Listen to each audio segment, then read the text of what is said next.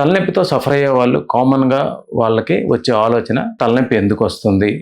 ఇది ఏమన్నా ప్రమాదకరమా? అనే ప్రశ్న వాళ్ళకి సహజంగా ఉంటదండి. తలనొప్పి ఎందుకు వస్తుందో వాటి లక్షణాల ద్వారా మనం గుర్తుపట్టొచ్చు. తలనొప్పి ఒక భాగం అంటే మొఖంలో ఒక భాగం రావటం, దాంతో పాటు ఎవరైనా మాట్లాడినప్పుడు లేకపోతే ఏమైనా లైట్లు చూసినప్పుడు తలనొప్పి ఎక్కువ అవటం, చీకటి గదిలో పడుకోవాలనిపించటం, ఏదైనా sweets, chocolates, bakery products, ice creams, cool drinks తాగినప్పుడు తలనొప్పి పెరుగుతూ ఉంటే ఇది స్పార్శ తలనొప్పి ఆర్ సింపుల్ మైగ్రేన్ అని మనం అంటాం. సింపుల్ మైగ్రేన్ ఫీచర్స్తో పాటు మనకి తలనొప్పి వచ్చినప్పుడు కళ్ళలో మెరుపులుగా కనపడటం, కొంతమందికి రింగ్స్ ఫామ్స్లో కనపడుతుంటే, కొంతమందికి చిన్న చిన్న డాట్స్ ఫామ్లో కనపడుతుంటే, కొంత సమయం కనపడిన తర్వాత కనుచూపు అనేది మసకబారుతుంది. దాంతోపాటు ఒక కాలు చేయిలో కూడా తిమ్మిరి రావచ్చు. కొంతమందికి ఈ తలనొప్పి వచ్చినప్పుడు ఒక భాగంలో కంప్లీట్గా వీక్నెస్ వచ్చి తలనొప్పి క్లియర్ అవ్వగానే ఒక half an hour to 1 hour లోపు ఆ వీక్నెస్ కానీ ఆ స్పర్శ భాగంగా సంబంధించిన ప్రాబ్లమ్స్ కానీ క్లియర్ అవుతుందండి. దీన్ని మనం classical migraine or a complicated migraine అని మనం అంటాం.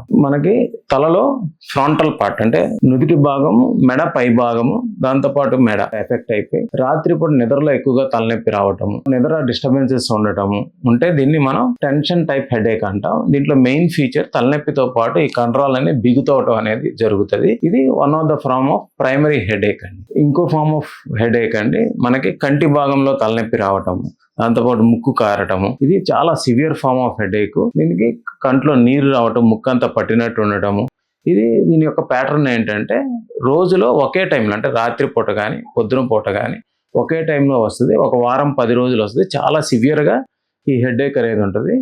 ఇది ఒక 1 వీక్ టు 10 డేస్ వచ్చాక కంప్లీట్గా డిసప్పియర్ అయిపోతుంది. మళ్ళీ ఒక 6 మంత్స్కి ఇది రిపీట్ అవుద్ది. దీన్ని మనం సైక్లిక్ హెడేక్ అంటాం. దీని మోస్ట్ కామన్ ఏంటంటే ఇందులో క్లస్టర్ హెడేక్ అంటాం. ఇది ట్రైజెమినల్ అటానమిక్ సెఫాలజియాస్ అంటాం. ఇది ట్రైజెమినల్ నర్వ్ స్టిమ్యులేట్ అవ్వడం వల్ల ఈ ప్రాబ్లమ్స్ అనేవి మనకి వస్తాయి. ఫైనల్గా మనం తెలుసుకోవాల్సింది ప్రమాదకరమైన తలనొప్పులు ఏవి అనేవి.